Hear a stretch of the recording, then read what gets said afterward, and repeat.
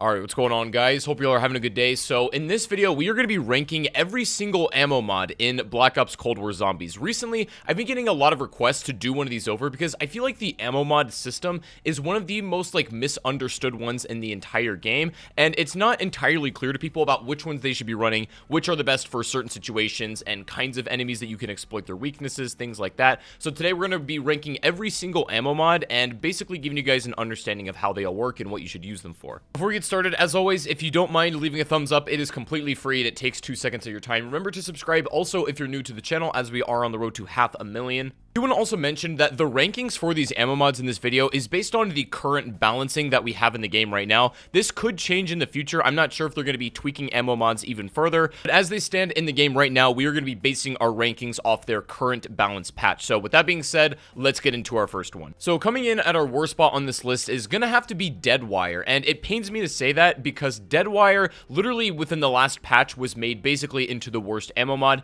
as it used to be the literal best in Cold War Zombies. But the reason it changed so dramatically is just the overall effectiveness and damage output, and also the rate in which enemies get stun locked by the effect. The field of electricity when activated now only jumps to 3 zombies instead of 5. It doesn't last nearly as long, and they don't even take sometimes enough damage to even die, which is really annoying. Deadwire, however, does have a really nice effect, allowing you to deal significantly more damage to megatons, and that can be an absolute lifesaver, especially in things like Outbreak. If you asked me a month and a half ago which ammo mod I would recommend, just generally speaking, I would have told you Deadwire, especially for Outbreak runs. It was pretty much the meta, and even in round-based maps, it was pretty good, but I just don't think it really holds a candle anymore. It's probably one of the most annoying ammo mods to use, and besides fighting megatons, it doesn't really have any specialties anymore, and can end up causing, honestly, more harm than good, stun-locking enemies in your place. The tier 5 effect as well of the electricity field that jumps to other enemies has a 30-second cooldown, so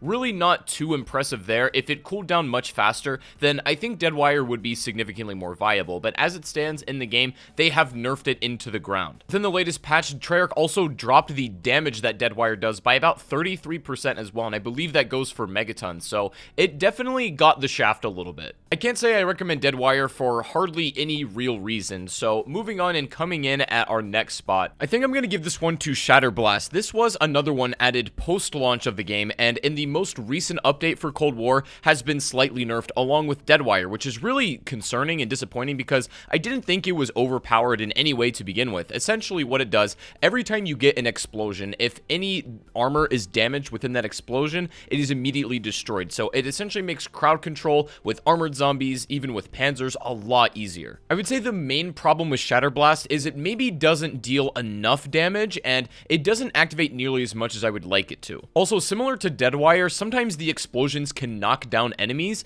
and maybe not completely kill them off. So you might have zombies that appear to be dead, and you try to run through that area or over top of them, and they block your path, end up getting you killed. That can happen all the time to Shatterblast, especially since Treyarch lowered the damage that they output. Shatterblast becomes increasingly effective in higher rounds as the proportion of armored enemies becomes even higher. It makes those a lot easier to deal with in the long run. Not super effective in early rounds when you don't have many armored enemies to deal with, and kind of becomes more of a detriment or an annoyance just knocking over regular enemies on that 30-second cooldown explosion. Similar to Deadwire in its effect of absolutely manhandling megatons, it does the same with panzers in Outbreak. Obviously, that's a pretty specific one, but it's not bad to have like a secondary with Shatterblast on it to use in that particular mode, because I think some of those bosses are the most annoying to deal with and can end up being the game ender more often than not. Outside of anything armor related, I don't really see Shatterblast having much effectiveness though, so I'm not going to say it's the most practical one, but it definitely does have its specialized uses. Coming in up next after Shatterblast is one that recently got buffed that many people are unaware of, and this is Napalm Burst or Blast Furnace. Also, unbeknownst to a lot of players, Napalm Burst recently got buffed in the latest update, and in a pretty major way. Its damage has literally been doubled,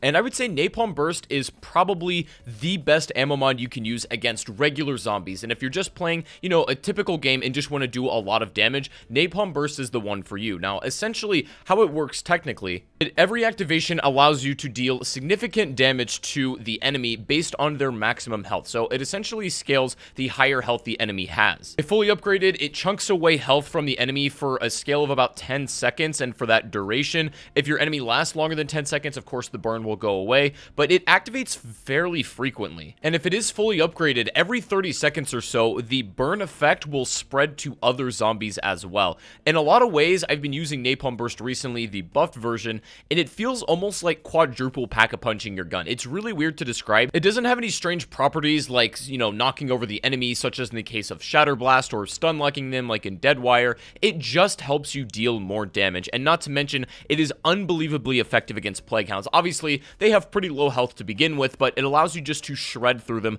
a lot faster and easier than you otherwise would. The effectiveness of Napalm Burst also depends greatly on what you're playing. Again, I think it's probably the best one to use in round-based maps, but if you're playing like serious high-round games of Outbreak or anything like that, because you need to deal with more specialized enemies, I don't think Napalm Burst really goes the distance, but it's never a bad call nonetheless. I think that newer zombie players who are getting familiar with the game, or people who just like to play casually and shoot regular zombies, are gonna like this one the most, and especially because it's a recent buff, I think that if you haven't used Napalm Burst in a while, next time you try it out, you're gonna really like it. Weirdly enough, this was probably my least favorite ammo mod when the game came out, but it's slowly becoming one of my personal favorite. But moving on and coming in at the next spot on our list, getting to our really high tier ones, I'm gonna have to give this one to Brain Rot. Now, putting this one up high, I'm not trying to necessarily imply that Brain Rot is inherently better than Napalm Burst. I think that they're maybe, you know, very useful in their own unique circumstances. Brain Rot doesn't have the like overall just, you know, sheer damage capacity that something like Napalm Burst or even like Shatterblast does, but in things like Outbreak, where you need to deal with a lot of special enemies at one time, the ability when fully upgraded to turn things like mimics and especially manglers is absolutely one of the key things in survival for Outbreak. Unfortunately, you're not able to turn every kind of special enemy that exists in the game. However, you can turn, you know, regular normal zombies and even mimics and manglers, stuff like that. When it becomes tier 5, however, is when things get interesting, because when the brain-rotted zombie explodes into another crowd, it will turn a few alongside it. So in its own way, brain rot essentially becomes more useful the longer you use it. You get better returns as you wait longer. One potential downside, however, is sometimes it'll activate brain rot when you don't want it to, and maybe end up killing the last zombie when you were trying to save one, or maybe it won't activate when you really need it. So it's a little bit difficult to like kind of determine what exactly you should turn and when. It sort of just happens and activates on its own, but more often than not, it is extremely useful in not only round-based maps, but especially Outbreak. As far as this list goes, I would say that Brain Rot and Napalm Burst are interchangeable depending on whether you're playing Outbreak or regular zombies. Both, however, are extremely good in their own right, but moving in and coming in today at the #1 spot on this list. This is probably the biggest sleeper pick of all time, but Cryofreeze, in my opinion, is now the best ammo mod in the game.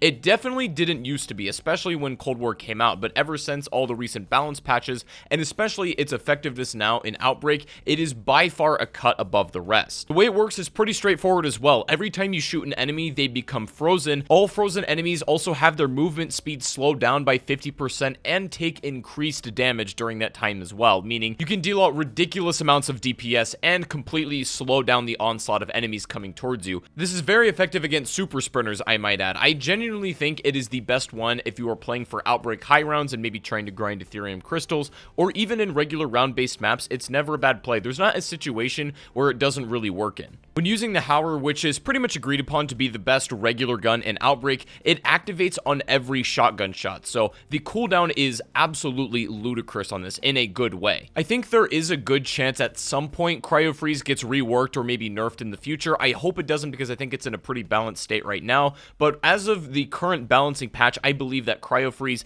is literally the best one in the game. There also is a good chance in the future we see some extra ammo mods that we haven't seen before. Shatterblast was of course one that was added post-launch, so maybe we'll see more of those. Potentially we could see the return of something like Fireworks from Black Ops 3, or a reworked version of that, or something completely brand new that we didn't even expect. But anyways guys, that is going to be my ranking of the best ammo mods in Cold War Zombies. Let me know what you guys thought about my list. If you did enjoy the video, remember to give it a thumbs up and to subscribe also if you're new to the channel. And I do stream zombies almost every day on Twitch. If you don't already follow me, link to that is in the description. I would love to have you over there as part of that community. But I hope you guys have a great rest of your day, and I'll see you guys in the next one. Take it easy. I gotta go, and peace out.